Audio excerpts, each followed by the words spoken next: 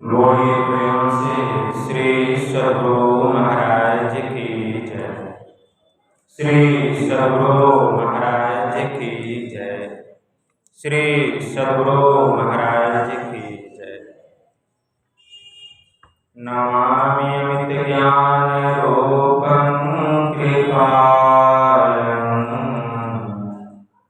अगम बोधदाता सुबुद्धिनिधि विशालम् क्षमाशीलयति धीर गम्भीर ज्ञानम् धर्मकील गृहधीर समधीर ध्यानम् जगत त्राणकारी आधारी उदारम् भगत प्राण रूपं दयालुं अपारम्। नमो सद्गुरुज्ञानदाता सुस्वामी नमामि नमामि नमामि नमामि नमामि नमामि नमामि नमामि। महाराज सद्गुरु है राजन को राजा है जिनकी कृपा से सरे सर्व काजा। भने में ही सोई परम गुरु नमामि नमामि नमामि नमामि नमामि नमामि नमामि नमामि। श्री सद्गुरु महाराज की जय। अव्यक्त रूप में परमाराध्य संत सद्गुरु महाराज के पावन कमल चरणों में बारंबार नमन। तीर्थों को भी पावन करने वाले वंदनीय साधु समाज के श्री चरणों में कोटि सह नमन। आदरणीय सत्संग प्रेमी गुरुजनों, भक्तिमती माताओं एवं धर्मशिला बहनों, यह संत मत का दूसरी पाली का अपराह्नकालीन सत्संग है, जिसमें हम लोग अपनी अपनी उपस्थिति दर्ज कर रहे हैं। इस संतमत सत्संग के द्वारा ज्ञान योग युक्त एकमात्र ईश्वर भक्ति का संदेश दिया जाता है। प्रत्येक प्राणी मात्र को यह ज्ञात कराया जाता है कि ज्ञान क्या है, योग क्या है, भक्ति क्या है, जीव क्या है, माया क्या है, ब्रह्म क्या है। इन सभी रहस्यमयी बातों का ज्ञान सत्संग के माध्यम से यह जो जीव अबोध बना हुआ है, सत्संग श्रवण करते करते एक दिन वह सुबोध और परम ज्ञानी हो जाता है। हमारे परमाराध्य महर्षि में ही परमहंस जी महाराज श्री हजूर संतसेवी परमहंस जी महाराज को कहा करते थे कि आपकी तपस्या ही मेरी सेवा है। आप में और मुझ में क्यू और यू का जैसा संबंध है। जैसे क्यू से कोई यू को अलग नहीं कर सकता, वैसे ही आपसे मुझे कोई अलग नहीं कर सकता। आपके बिना मेरी नहीं बनेगी और मेरे बिना आपकी नहीं बनेगी। बस इतना ही समझ लीजिए। गुरु महाराज का कथन है कि परमात्मा एक है और परमात्मा के पास जाने का रास्ता एक है और जाने वाला भी एक ही एक है। अभी हम लोग पाठ में सुन रहे थे कि बड़े भाग मानुष तन पावा, असुर दुर्लभ सब ग्रंथ ही गावा।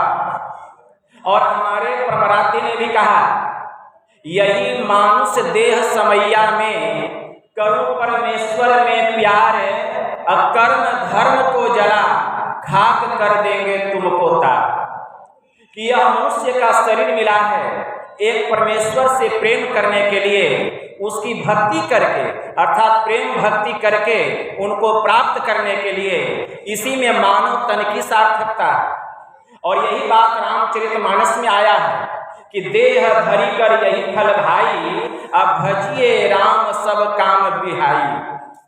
जब हमारे परमराध्य 4 जुलाई 1904 ईस्वी को अंग्रेजी की परीक्षा देने के लिए परीक्षा भवन गए तो उनके पास यही प्रश्न पत्र आया था अंग्रेजी में कि quote from memory the poem builders and explain it in your own English. अर्थात अपने स्मरण शक्ति से बिल्डर्स नामक पद की व्याख्या अंग्रेजी में करें। तो गुरु महाराज के मन मस्तिष्क में हुआ कि बिल्डर्स का अर्थ होता है निर्माण करता, और परमात्मा से बड़े निर्माण करता क्या कोई और दूसरा हो सकता है? अर्थात नहीं। इसीलिए हमारे परमराध्य ने 4 लाइन इंग्लिश में लिखे कि for the structure that we raise time is with materials filled, our todays and yesterdays are the blocks with which we build. अर्थात हमारा जीवन मंदिर सुकर्म और कुकर्म रूपी ईंटों से नित्य प्रतिदिन बनता है और बिगड़ता है। जो जैसा कर्म करता है ठीक उसका जीवन वैसा ही बन जाता है। इसीलिए समय की सदुपयोगिता ईश्वर की भक्ति और सत्संग में है। इसीलिए ईश्वर की भक्ति रूपी श्रेष्ठ ईंटों से हमें अपने मानव जीवन रूपी छत की दीवार का निर्माण करना चाहिए। और अंत में उन्होंने यह चौपाई लिखी मानस की कि देह धरी कर यही फल भाई, अब भजिए राम सब काम बिहाई। अर्थात हम लोगों को यह मनुष्य का शरीर सभी प्रकार के कामनाओं से अपने मन को हटाकर एक ईश्वर की भक्ति करने के लिए मिला है। इसलिए हमें एक ईश्वर की भक्ति करनी चाहिए। इसलिए हमारे परमराध्य ने पदावली में लिखा कि बड़े यही मानुष देह समैया में करो परमेश्वर में प्यार। हम परमात्मा की ऐसी भक्ति करें कि सब कर्म धर्म जलकर राख हो जाए। कर्म धर्म राख होने से मतलब पाप और पुण्य दोनों जल करके राख हो जाए। कैसी भक्ति करनी पड़ेगी? वह भक्ति क्या है? तो हमारे परमराध्य ने कहा, तहाँ जाओ जहाँ प्रकट मिले वे तब जानो है स्नेह, स्नेह बिना नहीं भक्ति होती है, कर लो साचा ने।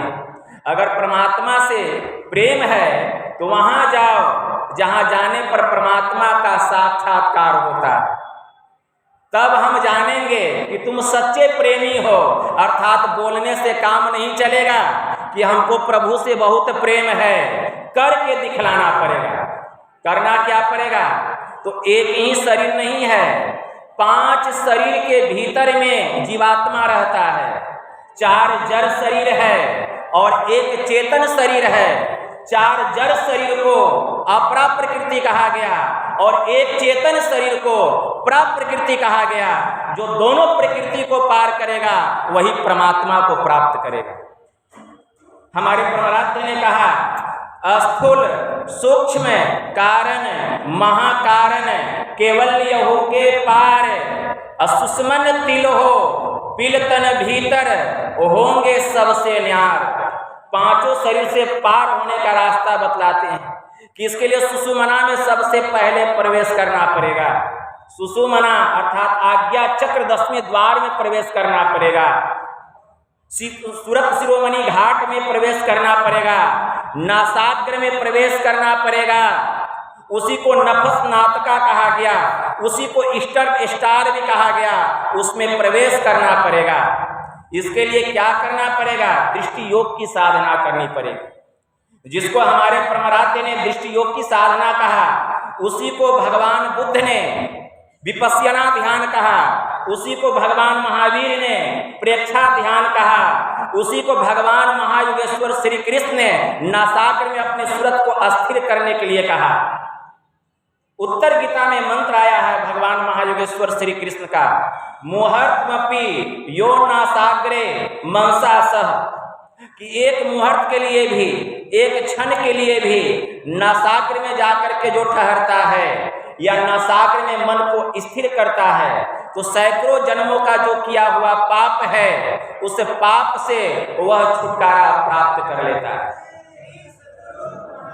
भगवान शिव जी का महावाक्य है प्रजापति ब्रह्मा जी के पास कि सुषुम्नायं यदा योगी क्षणे कंपि तिष्ठति, सुषुम्नायं यदा योगी क्षणार्धमपि तिष्ठति, सुषुम्नायं यदा योगी सुनलग्नो लवनाम्बुवत, सुषुम्नायं यदा योगी लीयते छिन्निर्वत, भिद्यते च तदा ग्रंथि छिद्यन्ते सर्व संशया, क्षीयन्ते परमाकाशे ते यान्ति परमाम गतिम्।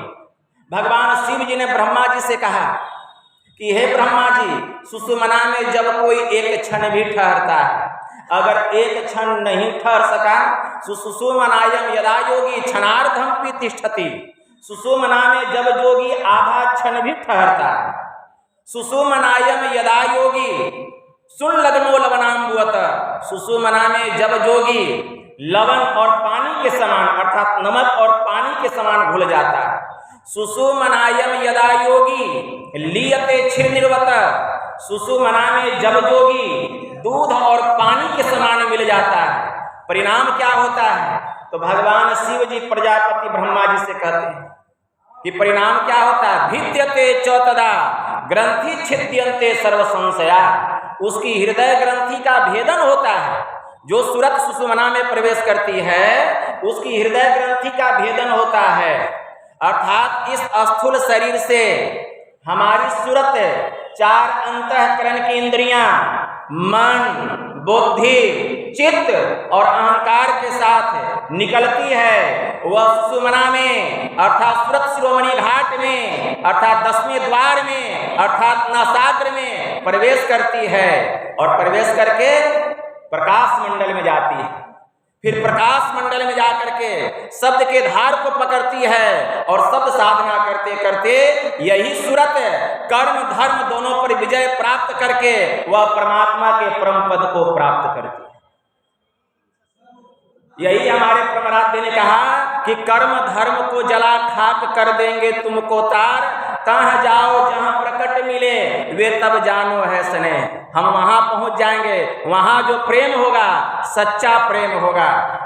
संत सुंदरदास जी महाराज की वाणी में आया, श्रवण बिनु ध्वनि सुने, नयन बिनु रूप निहारे, रसना बिनु उच्चरे, प्रशंसा बहु विस्तारे, नृत्य चरण बिनु करे, हस्त बिनु ताल बजावे, अंग बिना मिली संग बहुत आनंद बढ़ावे, बिनु शीस नवे जहाँ सेव्य को सेवक भाव लिए रहे। अरे मिली परमात्मा सो आत्मा पराभक्ति सुंदर कहे।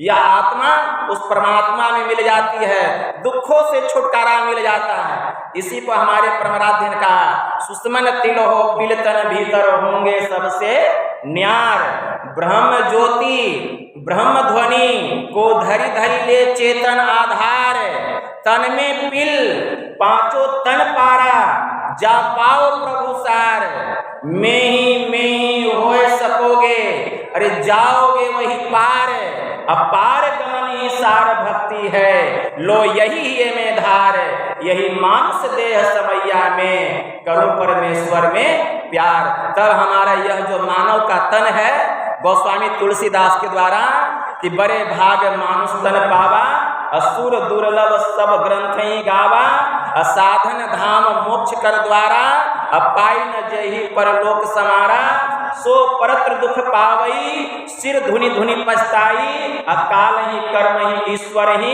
मिथ्या दोष लगाई। अगर हम ऐसा नहीं करेंगे तो इस लोक में और परलोक में दोनों जगह सिर धुन धुन करके पछताना पड़ेगा और व्यर्थ ही कभी काल को, कभी कर्म को और कभी ईश्वर को मिथ्या ही हम दोष लगाएंगे।